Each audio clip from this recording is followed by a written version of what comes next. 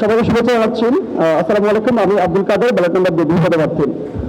উপস্থিত আপনারা জানেন একজন ডাকসু 2 পদপ্রার্থীর আপনার একটাই কিন্তু বেশি না, কিন্তু খুবই স্বল্প।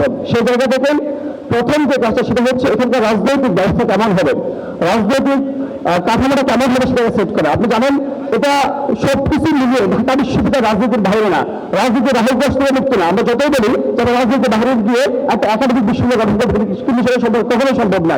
এখানকার রাজনীতির সদিচ্ছা যেটা নিশ্চিত করতে হবে, রাজনীতির কাঠামো যেটা নিশ্চিত করতে হবে। একজন বিভাগের কাজ আইন করে এটাই। যদি আমি নির্বাচিত হই, আমি এতই এনশিওর করবো এখানকার ছাত্র রাজনীতির দলটা কেমন হবেন, এখানকার শিক্ষক রাজনীতির দলটা কেমন হবেন। যে শিক্ষক রাজনীতির কারণে আমি আপনি অনেক স্বপ্ন ঢাকা বিশ্ববিদ্যালয়ে আসে, সেই স্বপ্নটা একদম গ্রহণ করতে হয়। আমাদের অনেক স্বপ্ন গভর্নমেন্ট দেশের মধ্যে বসে থাকে শুধুমাত্র শিক্ষকদের ভিন্ন রাজনীতির কারণে। পরিস্থিতি আমরা শুধু একটা কথা বলতে চাই না, নতুন করে কোনো কমিটমেন্ট দিচ্ছি না। শুধুমাত্র আমরা নির্বাচিত হলে আমরা এরকম অনেকগুলো কাজ করেছি যে কাজগুলো আমরা শেষ করতে চাই। আমরা ইনফর্মাল কাজ করার কারণে আমরা অনেকগুলো কাজ করতে পারি না। যদি ফর্মালি করি আমরা সবাই কি পর্যায়ে যাবো, সেই কাজগুলো আমি শেষ করতে পারবো। আমি যদি একটু দেখেন প্রথম বর্ষে এসে আমার বেতন আমি জানি যে আপনারা অনেকে খুব নিম্ন মধ্যবিত্ত ফ্যামিলি থেকে উঠে আসেন, আমি আপনাদের একজন। আমরা সেই নিম্ন মধ্যবিত্ত ফ্যামিলি থেকে উঠে আসার স্বপ্ন নিয়ে আসি, কিন্তু আমরা এখানে শিখি দেখি একটা সিটের জন্য আমাকে চিন্তা থাকতে হয়, একটা সিটের জন্য আমাকে ভারত পিছনে বহানা দিতে হয়। আমি যখন বিশ্ববিদ্যালয়ে পড়াশোনা করতে যাই তখন বিশ্ববিদ্যালয় আমাকে বলে যে তোমার অনেক ধার কাজ তোমার পরিচিত কোন ব্যবস্থা করা যায়। এই যে কালচারটা, সেই কালচারটা অবশ্যই করতে চাই। একটা সিটের জন্য আমরা জিম্মে থাকতে চাই না। আমরা বলেছি আমরা দুদিন যে লড়াই সংখ্যা লিখেছি একটা সিটের জন্য, আমরা বলছি 1:1 সিট একটা নিশ্চিত করবো।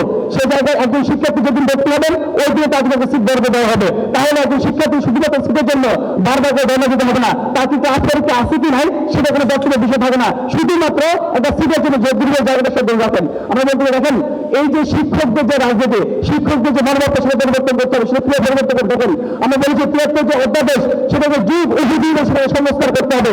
73 অধ্যাদেশ হবে আমাদের বিচার নিয়োজন দলিত আবেদন করতে হবে, আমাদের প্রবেশ নিয়োজন দলিত আবেদনের মধ্যে দিয়ে প্রবেশ যখন নিয়োজন তখন তিনি একটা কমিটমেন্ট দিয়ে আসেন যিনি এই কাজ করবেন।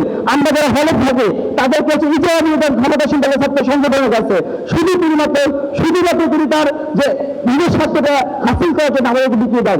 এই যে মনোভাবটা প্রবেশ প্রশাসনিক সকল পদে নিয়োগের সুস্পষ্ট আমরা হাজির করবো, এই জায়গায় এনশিওর করতে হবে। দেখেন কি উপস্থিতি মূলত হচ্ছে বিধি প্রার্থী হিসেবে যে কাজগুলো করতে হয় তার মূলত কাজ হচ্ছে বিশ্ববিদ্যালয় প্রশাসন এবং শিক্ষার্থীদের সেতু বন্ধন হিসেবে কাজ করা। সেই জায়গা থেকে আমরা বেসিক নিডগুলো নিয়ে কাজ করতে চাই। খাদ্য, আবাসন, আপনার যে একটা সবসময় চাহিদা থাকে বিশ্ববিদ্যালয়ে ভর্তি হচ্ছে, বিশ্ববিদ্যালয় ট্রান্সফার তো ভর্তি বেশি কঠিন। এই যে আমাদের বিরোধী মানটা টানা হচ্ছে নিয়ম কানুনগুলো সেগুলো আমরা পরিবর্তন করতে চাই। প্রশাসনিক যে ফরেস্ট অফিসার সেগুলো পরিবর্তন করতে চাই। শিক্ষকদের মূল যে কাজটা করতে সেটা হচ্ছে আমাদের এখানকার প্রশাসনের শিক্ষকদের সদিচ্ছা জায়গা নিশ্চিত করতে হবে, জবাবদিহিতার জায়গা নিশ্চিত করতে হবে। আমরা যতই কথা বলবো না যত কিছু করবো শিক্ষকদের সদিচ্ছা জবাবদিহিতার জায়গা নিশ্চিত না করতে পারলে কখনোই স্বপ্নের ক্যাম্পাস নির্মাণ করা যাবে না। ধন্যবাদ সবাইকে। ধন্যবাদ।